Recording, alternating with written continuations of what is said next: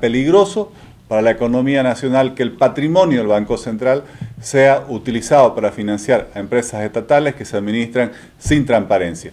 Aquí viene la pregunta: ¿qué evaluaciones hace el Banco Central para prestar sus recursos a estas empresas estatales si el año pasado, hace solo un año, ya se sabía que ENATEC estaba funcionando mal? ¿Cómo se van a recuperar estos recursos que corresponden al patrimonio del Banco Central?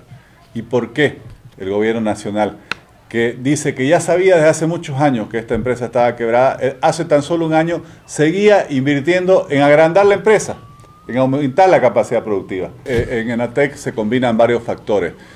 Primero, una utilización política de esta empresa, que cuando es recibida por el gobierno, que dice que ya estaba en dificultades, más bien sigue aumentando los gastos. Después hay un problema de falta de transparencia, de falta de eficiencia en la administración. El señor Morales, que administraba ENATEC, es parte de esa misma familia Morales que ha venido ocupando distintos cargos en el gobierno, como la presidencia de Yacimiento, como el Ministerio de Desarrollo Productivo a través de sus hermanos. Y por último, también aquí hubo el gran engaño de decir que no había problema de que se pierdan las preferencias arancelarias con los Estados Unidos porque Chávez le había prometido a Evo Morales que le iba a comprar toda la producción. Nunca hubo esa compra de producción, nunca hubo el mercado venezolano, y no fue solo ENATEC que fue afectada.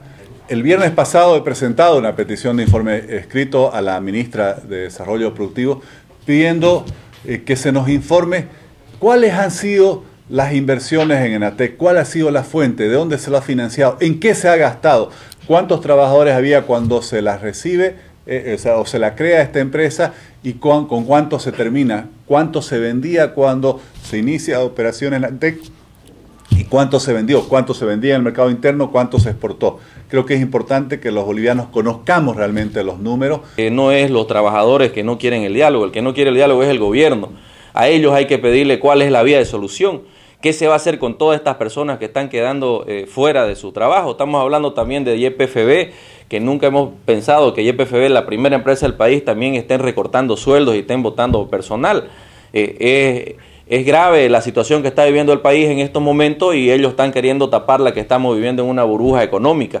Es importante de que ellos nos digan la verdad de la situación económica que está sucediendo en nuestro país. Bueno, nosotros vemos que la COP recién está queriendo liberarse del yugo del gobierno. Nosotros decíamos, tenía una prisión domiciliaria al lado del gobierno. Durante 10 años ha estado la COP prisionera del gobierno. Hoy se está liberando, hoy se está dando cuenta de que no es como ellos le estaban pintando. Ahora, cuando ellos le reclaman por trabajo para los obreros y para los trabajadores, ahora ya son enemigos. Y seguramente nada raro que en los próximos días le caiga Fiscalía, Policía, Ministerio Público, todo mundo, todo el esquema del poder que se ha armado hoy en día para querer acallar las voces de los trabajadores.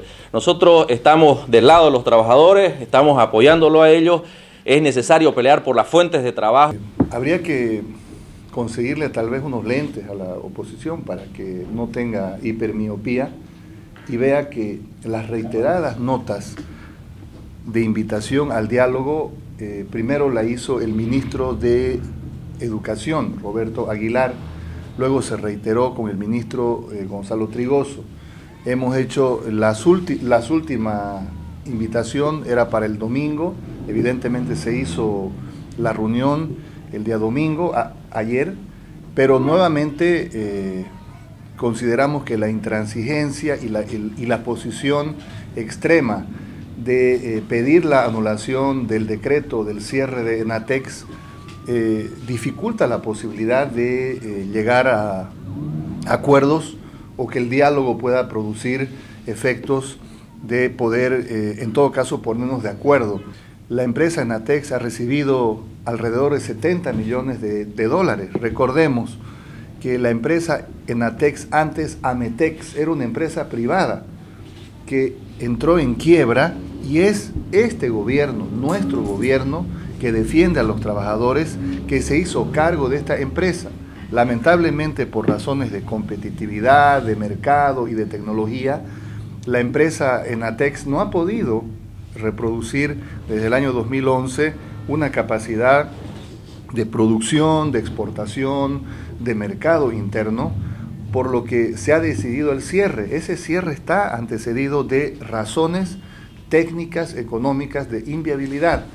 También hemos dicho en las diferentes mesas de diálogo que convocamos a la Central Obrera Boliviana que el decreto 2675 no se va a replicar en otras empresas públicas del Estado y tampoco se va a extender a la empresa privada. La apertura de Senatex permitirá incorporar a un número de trabajadores a esta nueva empresa cuando sea realidad, también otros emprendimientos que tiene el Estado. Pero lo que no podemos seguir es alimentando y fomentando una alcancía sin fondo que no produce y que no tiene viabilidad y sostenibilidad. Eso sería irresponsable con usted, con él, con mi persona, con todos los ciudadanos. De sus recursos tendrían que salir la transferencia de recursos para poder solventar una empresa que no es productiva, que no produce. Ya hemos dicho, el asunto del cierre de Enatex es un asunto cerrado.